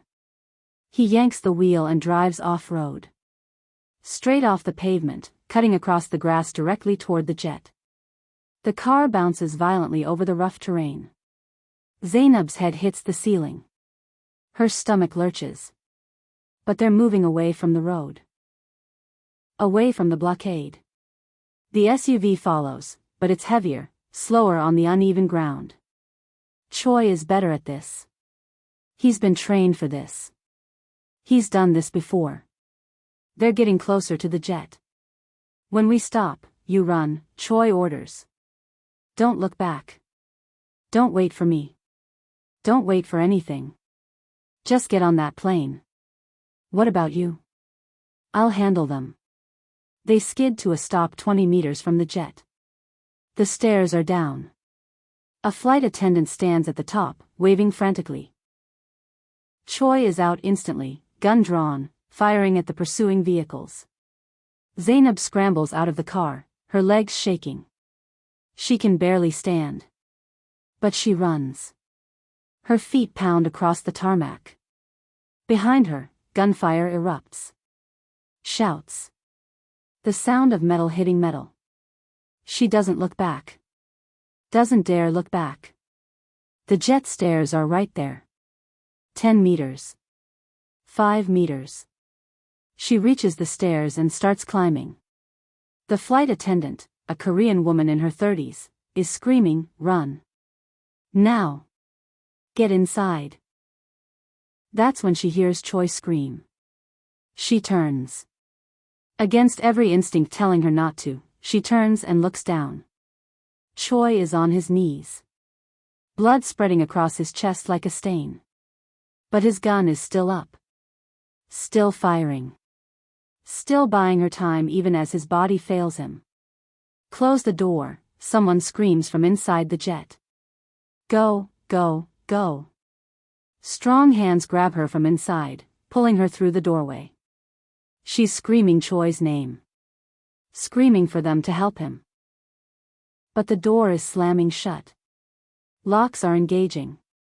The jet is moving now, engines screaming. Through the window, she watches. Choi collapses completely. The men from the SUVs reach his body. One of them, she recognizes him with horror, it's Nam Teo. He kicks Choi's body once, then turns toward the jet. He raises his gun. Bullets hit the fuselage. The jet is accelerating now, taxiing down the runway. More bullets. One shatters a window 2 rows behind her. The flight attendant tackles her to the floor. Stay down. Stay down. The jet accelerates faster, faster. The men are chasing on foot now. Still firing. But they're falling behind. The jet is pulling away from them. Then that beautiful, heartbreaking moment. The wheels leave the ground. They're airborne. Zainab is lying on the floor of the jet, shaking uncontrollably. The flight attendant, the woman whose name is G1, helps her into a seat. Are you hurt? Zainab looks at her arm. The bullet grazed it. Bleeding, but not serious. The baby, though. She's terrified about the baby. We have a doctor on board, G1 says gently. He'll check you. Choi, Zainab whispers. Did he? I don't know, G1 says quietly.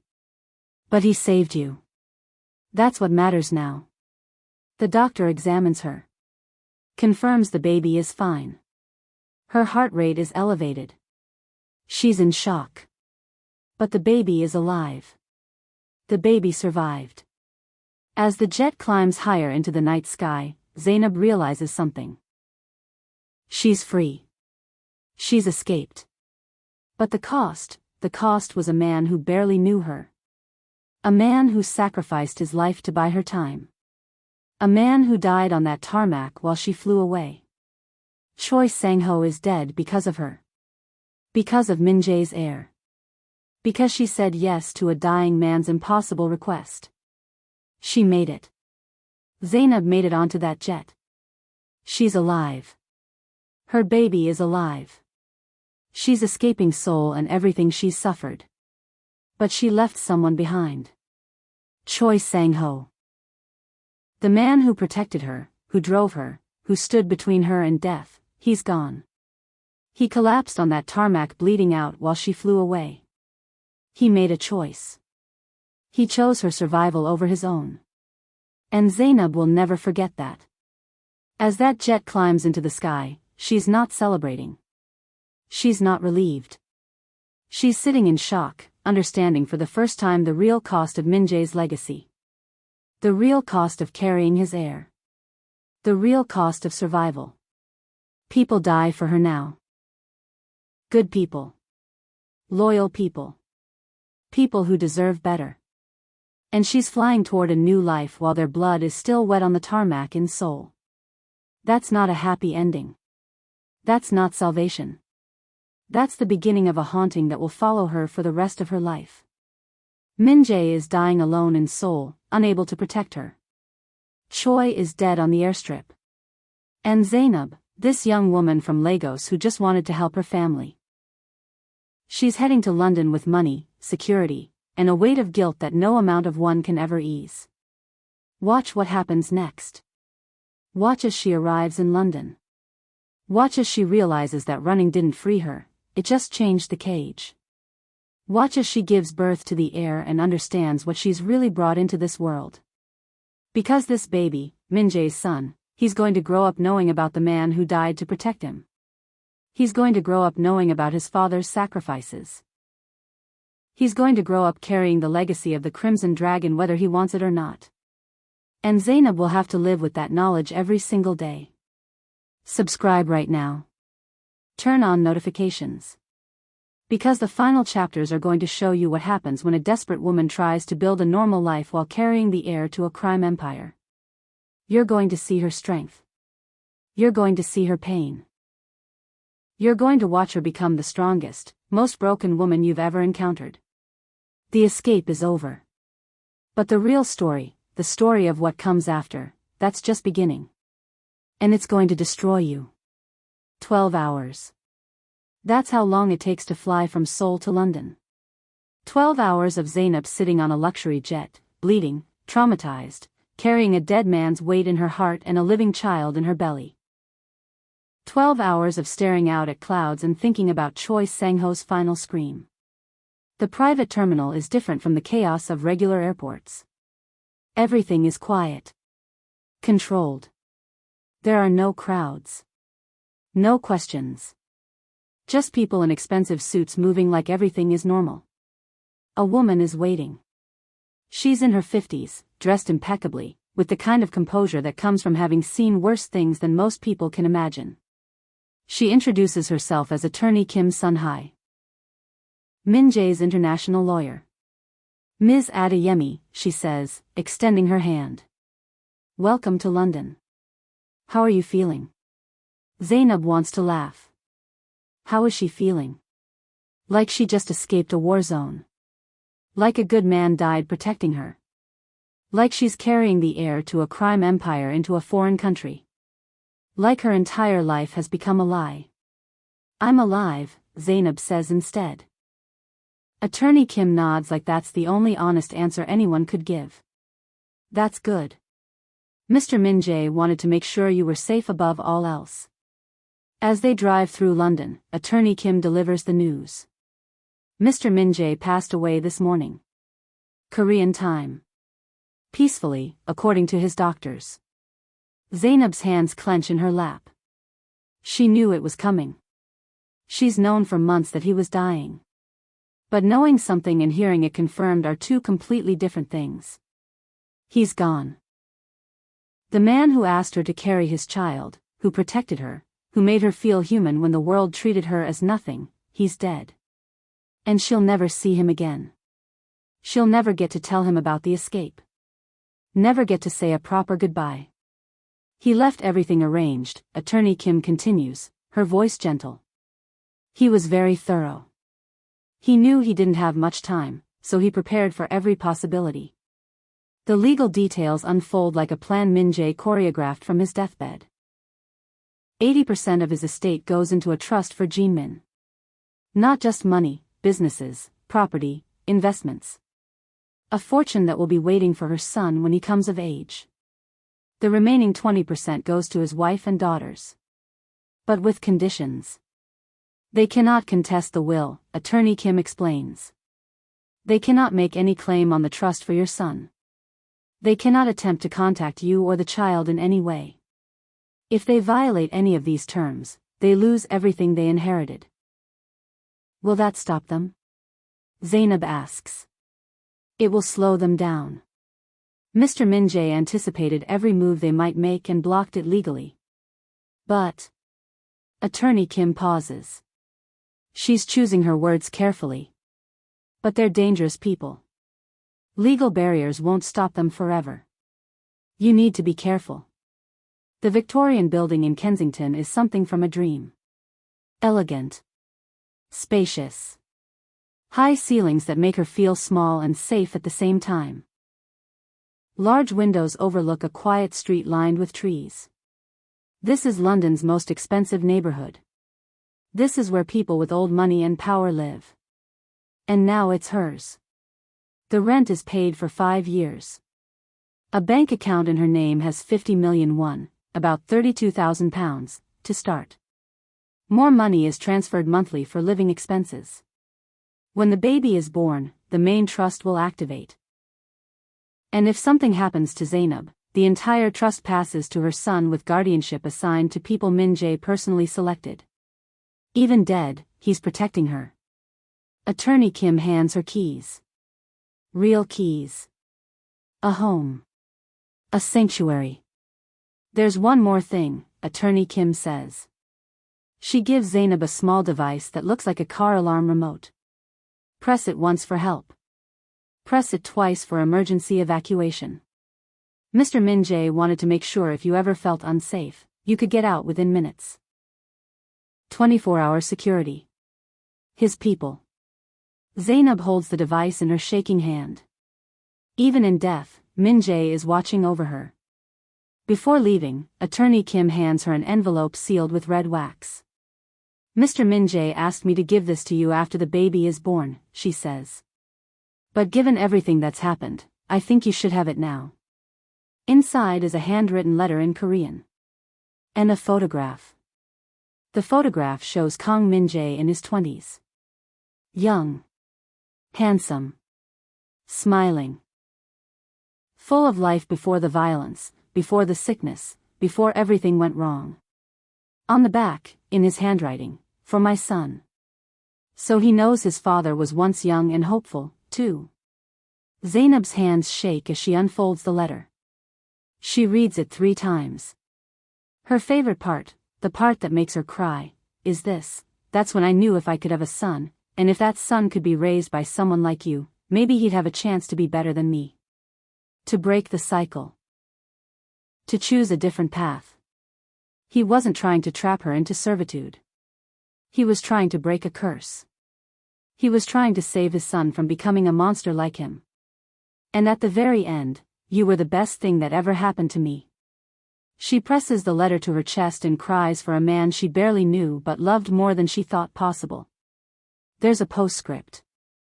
There's a safety deposit box at Kut's Bank on the Strand. Box number 4427. The key is taped to the back of the photograph. Inside is something for you and something for our son when he's older. I trust you'll know when the time is right. Zainab flips the photograph. Sure enough, taped to the back with clear tape, is a small key. She carefully peels it away and holds it in her palm. What did he put in that box? Money? Documents? Secrets about the clan? She doesn't know. But whatever it is, Min Jae trusted her to decide when, and if, her son should know about his father's final gift. The weight of that trust settles on her shoulders. 6 months later, the contractions start at 3 a.m.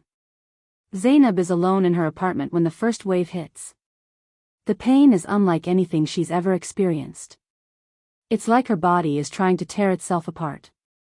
She presses the emergency button. Within 5 minutes, a doctor arrives. Within 10, she's in a private hospital. Everything Min Jae arranged, everything promised, comes through. The labor is long. 16 hours of pain. 16 hours of screaming. 16 hours of her body working to bring a human being into the world. But at 4:47 p.m. on a rainy London afternoon, it's over. The doctor places the baby on her chest. "Congratulations," the doctor says. "He's beautiful." She looks down at her son. He has his father's eyes. Sharp. Intelligent. Already looking at the world with curiosity, like he's trying to understand every mystery he sees. "What will you name him?" the nurse asks. Zainab has thought about this every single day for 9 months. She's rehearsed this moment 1,000 times in her head. "Jin Min," she says softly. "His name is Jin Min Park." Jin Min grabs her finger with his tiny hand, and something breaks open inside her. All the fear. All the trauma. All the impossible things she's endured suddenly make sense. This is why. This beautiful, innocent life. This baby who has no idea about the blood that built his inheritance. No idea about the sacrifices made for him. No idea about Choi Sang-ho dying on a tarmac. No idea about his father's desperate final months. He's just a baby. Hungry. Curious. Alive. "Welcome to the world, Jin Min," she whispers, kissing the top of his head. "Your father loved you so much. Even before you existed, he loved you. He loved you so much that he changed everything to give you a choice. A real choice." That night, Zainab sits in her hospital bed holding her sleeping son. She has the photograph of young Kang Min Jae on the nightstand. She looks at the man in the photo, the young, hopeful version before darkness consumed him, and then looks at her son's face. She can see the resemblance. The jawline. The eyes. The way even in sleep, he looks like he's thinking about something important. She places the safety deposit box key on the nightstand beside the photograph. Tomorrow, she'll be discharged. She'll go home to her apartment in Kensington. She'll start building a new life. She'll protect this child and raise him with kindness. She'll tell him the truth when he's old enough to understand. And maybe, when he's ready, she'll take him to Kut's bank and help him open that box and discover whatever final secret his father left behind. But tonight, she just holds him. She rocks him gently and whispers promises. "I'll keep you safe," she whispers. "I'll keep you free. I'll teach you to be better than he was. I'll teach you to have choices. And when you're old enough, I'll tell you about the man who loved you before you existed.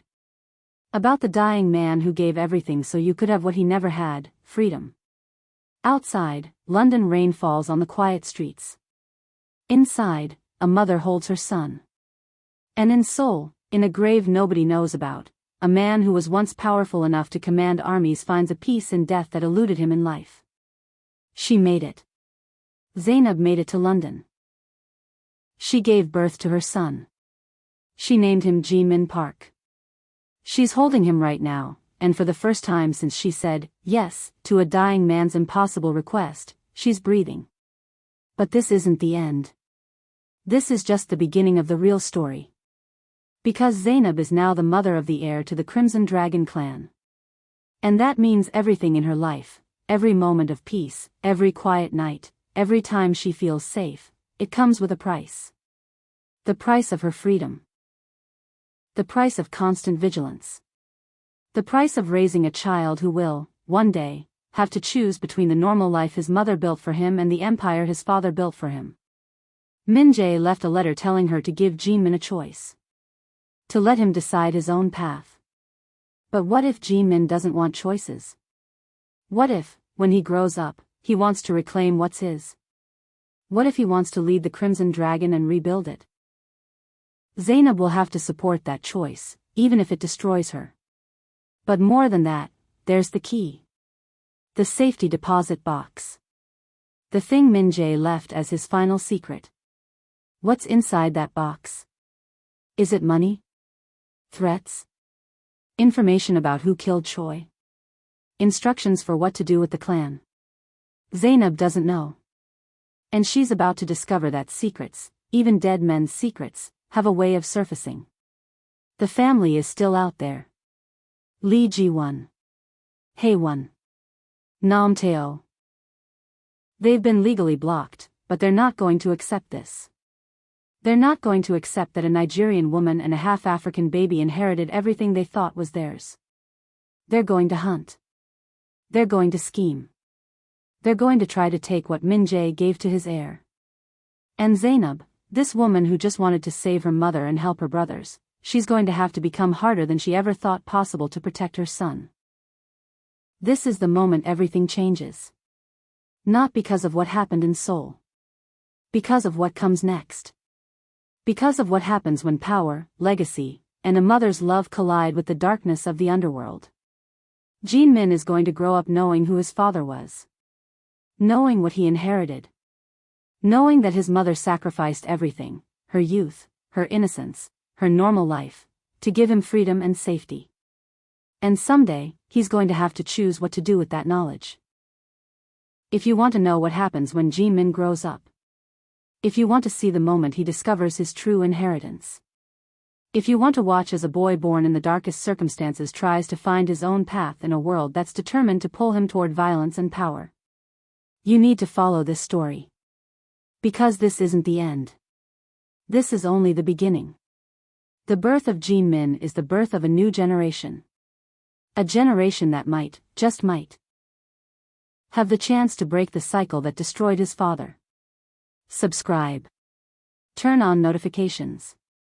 Because the story of Jimin Park, the son of the Crimson Dragon, is just starting. And it's going to be unforgettable. The heir has been born. And his mother is ready to fight the entire world to protect his right to choose his own destiny. This is where the real legacy begins. In Seoul, late at night, in a high-rise office, Lee Ji-won sits reading her late husband's will. Her hands clench into fists.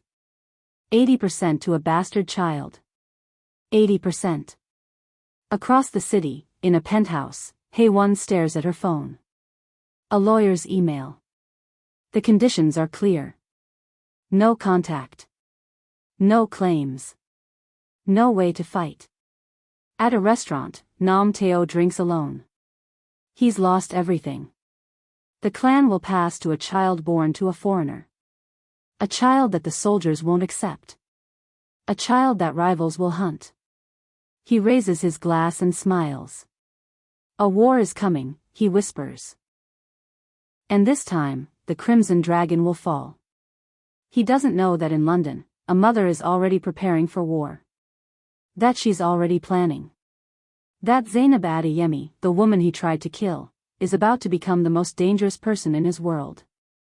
The game is far from over. It's just transforming into something neither side expected. A mother protecting her child. Against a world determined to claim him.